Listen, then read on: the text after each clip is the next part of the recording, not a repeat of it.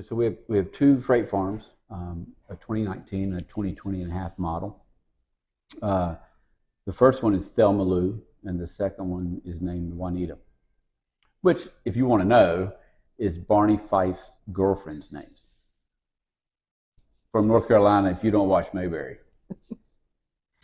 We grow in each container, sometimes more or less than the other, all kinds of lettuces, root vegetables, turnips, carrots, beets.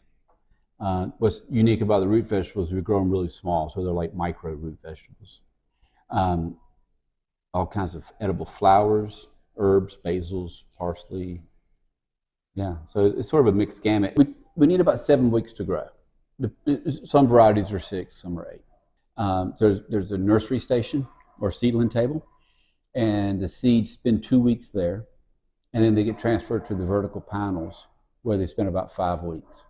So we'll do 1,000 heads a week, 800 to 1,000. In the panels, there's a foam strip, which is a spongy foam, and then there's a wicking strip sandwiched in between the foam strip. The foam strip's about 1 inch wide on both sides, and that softness keeps the plug in place while it's vertical on the panel. There's 5 channels in a panel. The foam comes out and the wicking strip comes out, and basically you power wash it. So you wash the panel clean, and then you wash each one of the foam strips. Because there's root matter, there's algae bloom, all kinds of gunk in the foam. Algae is our biggest problem, so we try to keep that clean. And then you power wash the strips. The wicking strips we wash in a washing machine. To wash the wicking strips is probably an hour or 2, because we do 10 panels at a time, because that's all you can really do in a day. Or, that takes about 6 hours. Take all that down and put it all back together. The wicking strips will probably be a couple of hours, and then the wash cycle is 45 minutes. So you probably have 3 or 4 hours just getting the wicking strips ready for the next time. We ran the Clear Zona protocol in Juanita in December of 2024, and did not run anything in Thelma Lou. So they were running parallel. We were growing the same product in the same location in the farm, trying to duplicate it as exactly as possible. For 3 weeks, we ran Clear Zona for an hour continuously. I ran the pumps for an hour continuously, and then we let it.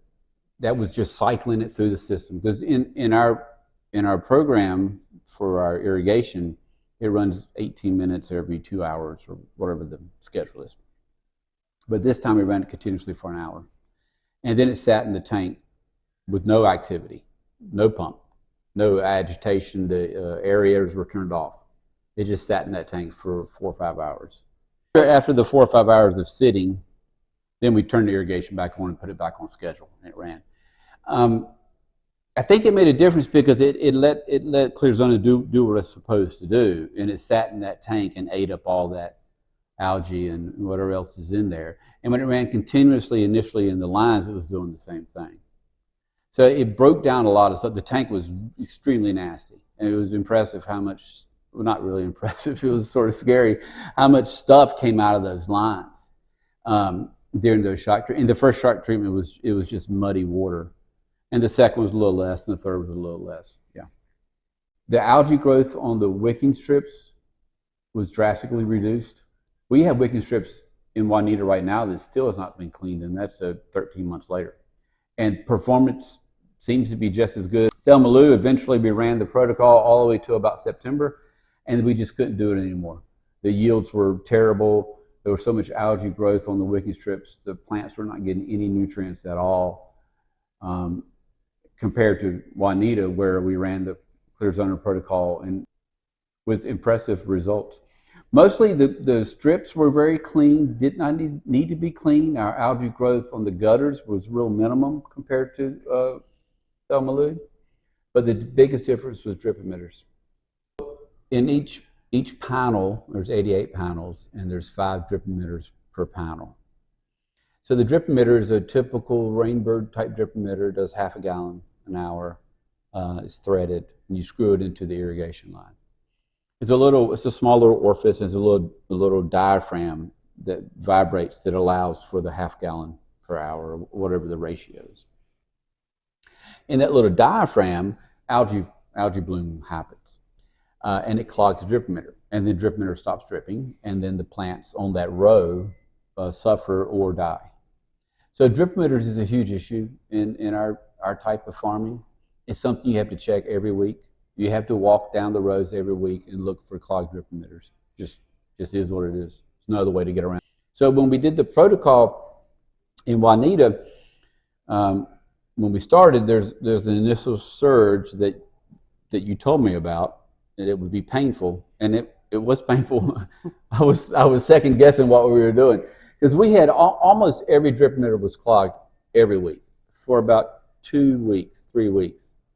And I assume it's because it broke down all that gunk that was in our lines, all that buildup of algae and whatever else is in there.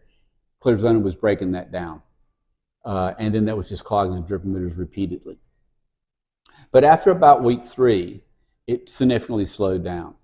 So in parallel in Thelma, the non-Clear Zona farm, we were getting, or still are, getting 40 or 50 drip emitters that are clogged every week. And then in Juanita, it slowly came down to the high teens, 15, 20 a week.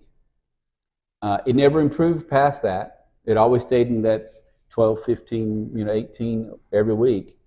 But Thelma still was running 40 or 50 a week. We were really unique to have the opportunity to do it because we had 2 farms, and it was a great. I don't know if I would be as much of a believer in Clear Zona if I didn't have 2 farms running parallel, one with and one without. The examples were significant, and only by doing it that way was I 100% convinced that this is an excellent product and you should use it. If I didn't have that side-by-side comparison, I don't know if I would have realized all that it is doing and what it can do. We don't have to clean our wicking strips at all. I still think probably we'll clean them once a year, but compared to cleaning them every 2 months, that's a significant amount of labor. It didn't affect the plant's growth at all, having a wicking strip that's a year old and never been cleaned. And the other thing is drip emitters. So you get clogged drip emitters if you live in this world and you're a hydroponic farmer. In our farms, there's 440 drip emitters. And in our non-test farm, Thelma, 30 or 40 a week. In Juanita, the test farm, it was 15 or 20 a week. Cut it in half, maybe 2/3. That's a lot of labor to go up and down the line and change out clogged drip emitters. So just the labor alone makes a huge difference. And the quality of the plant is the same or better with Clear Zona than changing out drip emitters and clean your panels every 2 months. So it's a significant, reduction in labor and frustration.